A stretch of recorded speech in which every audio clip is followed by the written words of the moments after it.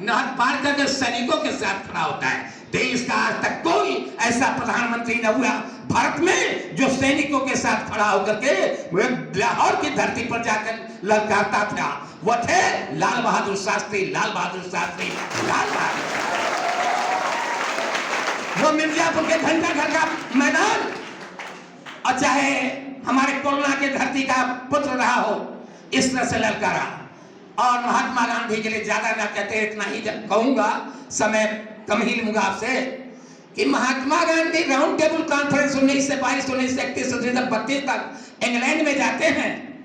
England में जाने के बाद मैं इतना कहना चाहूंगा, जब इंग्लैंड पहले साथ में पीछे पीछे चल रहने वाला है, अमेरिका जैसा दुष्ट देश, इंग्लैंड जैसा खतरनाक देश जो मेरे देश को गुलाम बना करके दासों के माध्यम से यहाँ कंट्रोल करता था। चंपारण कानून का क्या था? चंपा अरण्य, हमारे चंपक समाज के लोग अरण्य जंगलों में खेती करते थे, जबरदस्ती नील की खेती। हमारे उत्पादित वस्तुओं का, खाद्यान्नों का अभाव बना रहे, अब तुम करा रहे हो नील की खेती। इसका विरोध महात्मा गांधी ने अफ्रीका से आने के बाद किया। किसानों ने साथ दिया, सब लोगों ने साथ दिया। चंपा से लेकर खेड़ा आंदोलन तक, बारडोली सत्याग्रह से लेकर नमक आंदोलन तक, हमेशा इस देश के किसानों ने महात्मा गांधी का साथ दिया। मैं यहां तक कहना चाहूंगा, ध्रुव विरोधी सुभाष चंद्र बोस जो कांग्रेस के दो खेमों के अंतर्गत लालपाल बाल, लाला लाजपत राय, विपिन चंद्र पाल, गोपाल कृष्ण गोखले जैसी गोल के लोग एक तरफ नरम कांग्रेस और गरम कांग्रेस के सुभाष चंद्र बोस की अगुवाई में चलते थे। लेकिन जब ऑल इंडिया आर्मी की स्थापना करके हमारे सुभाष चंद्र बोस जाते हैं और उस समय गांधी जी का 8 अगस्त को घोषणा होता है, उन्होंने कहा दिल्ली चलो, ललकारा नौजवानों को, तुम हमें खून दो हम तुम्हें आजादी दें, तुम हमें खून दो हम तुम्हें आजादी दें। सुभाष चंद्र बोस के इस नारे से महात्मा गांधी को बल मिला, महात्मा गांधी को बल मिला, लाल बहादुर शास्त्री को बल मिला। और सेकेंड वर्ल्ड वॉर में यही इंग्लैंड कमीना देश जो हमारे देश के ऊपर बहुत तरह का जुल्म ढाए थे, महात्मा गांधी को रेल से उतारा, पटरियों पर नहीं सुने दिया, टट्टी का टुकड़ा फेंकने के बाद भी नहीं जाने दिया, राउंड टेबल कॉन्फ्रेंस बहिष्कार किया, साइमन कमीशन को भेज करके अपमान कराया। तो मेरे प्रिय छात्रों साथियों, देश और समाज व्यक्ति से बढ़कर होता है, व्यक्ति से बढ़कर समाज और समाज से बढ़कर देश होता है। देश की एकता और अखंडता के लिए अपने प्राणों की बाजी लगाने वाले, हमारे बीच के रहने वाले लाल बहादुर शास्त्री महात्मा गांधी ने देश की एकता, राष्ट्र की भावनात्मक एकता के लिए कभी सर नहीं झुकाया।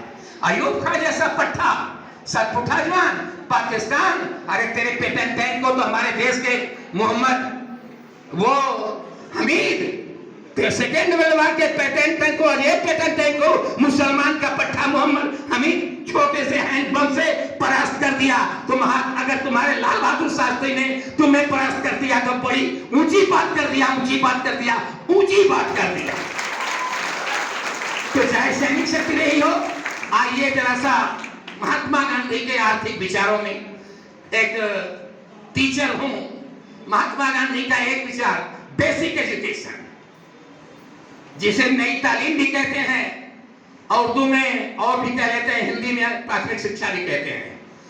Basic education does not means student are taught a new way, but it is a new way of life. Body mind and spirit की बात करने वाले महात्मा गांधी ने इस देश में स्वावलंबन के लिए कृषि का सहारा लिया।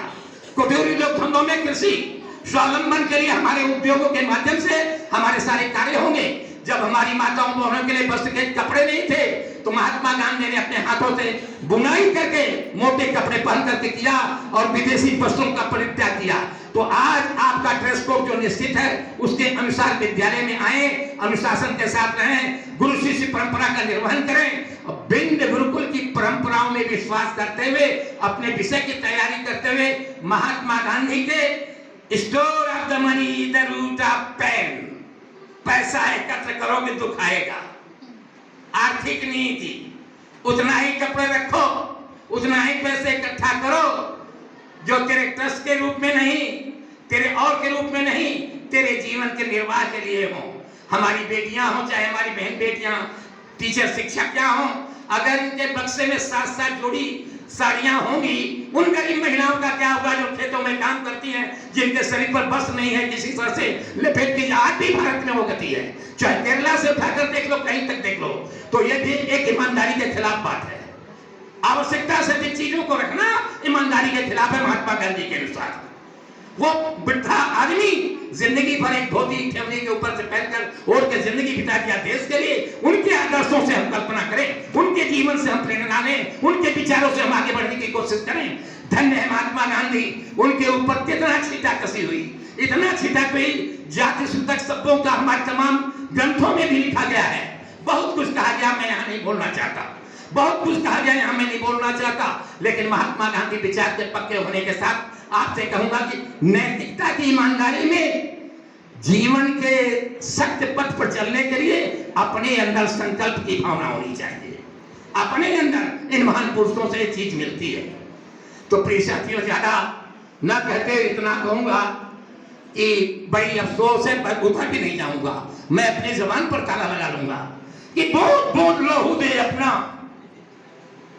ये महान शक्तियां रूस के राजधानी ताशकंद में ललिता को जाने से रुकवाया जा रहा है। ललिता जाने को तैयार थे उनके धर्मपत्नी शास्त्री जी की। जब भी किसी देश का प्रधानमंत्री बाहर जाता है तो अपनी पत्नी के साथ अंतरराष्ट्रीय सम्मेलनों में जा सकता है, या उसके ब्लड ग्रुप का कोई आदमी जाता है साथ में। ललिता जी को यहाँ रोक दिया गया, जाने नहीं दिया गया। निर्णय होता है, निर्णय पर टिके रहे, टके रहे शास्त्री जी। 1 इंच भी जमीन सन 1962 में 62,000 वर्ग मील जमीन चीन को चली गई। भारत माता चला गया, लेकिन मैं एक जाने नहीं दूंगा। और समझौते बने रहे। अपनी अंतरराष्ट्रीय पॉलिसी में डिप्लोमेसी करने वाला मुसलमान का बेटा डिप्लोमेसी कर गया। अमेरिका हमेशा से भारत को नीचा दिखाया था। इसके चलते हमारे ताशकंद के रूस पर दोष लगे, इंटरनेशनल पेपर रूस पर दोष लगे, तो ये मीटिंग वहां ताशकंद में हो रही थी। खैर वो बात अंदर की अंदर है, जो आए हैं सो जाएंगे, राजा रंग फकीर उसी तरह से महान व्यक्ति चले गए। तो अब वही कहूंगा कि अंतिम समय में आए मेरे प्रिय छात्रों, आप भारत के भविष्य हो। अपने इन महान पुरुषों की देन के चलते, जैसा मैंने कहा कि अगर गुप्त समाज भारत में न रहा होता, भारत में शिक्षा नहीं होती, भारत में कदापि शिक्षा नहीं होती। और ऐसे समाज के बीच में पैदा होने वाले महात्मा गांधी जब बेसिक शिक्षण की बात करते हैं, उस समय भी स्वावलंबन, उस समय भी स्वतंत्रता, उसमें मातृभाषा, उसमें कुटीर उद्योग धंधों को केंद्र बनाकर हम स्वावलंबी बनेंगे। हम मैनचेस्टर की मिलों का कपड़ा नहीं पहनेंगे। हमारे देश के लोग लोहारी करके अपना काम करेंगे। कुलाली विज्ञान हो, चित्रकला हो, काष्ठकला हो, लौह कला हो, धातु कला हो, हर कलाओं में हमारा नौजवान परिणत होगा। तो आप हर कलाओं के लिए आप सक्षम हो। और इन सक्षमता के आधार पर, चाहे मेरा फार्मेसी विभाग है, एग्रीकल्चर डिपार्टमेंट, कॉमर्स डिपार्टमेंट, कोई डिपार्टमेंट हो, संकल्प की शक्ति से बड़ी कोई शक्ति नहीं होती। तो इन शब्दों के साथ कि बूंद बूंद लहू दे अपना, सींच गए जो हिंद चमन, अरे जब तक जिंदा कलम रहेगी, मां सरस्वती की कृपा से कलम के बिंदु पर जो लोग पर उतरेगा, जब तक जिंदा कलम रहेगी, याद करेगा इन्हें वतन, याद करेगा इन्हें वतन, याद करेगा इन्हें।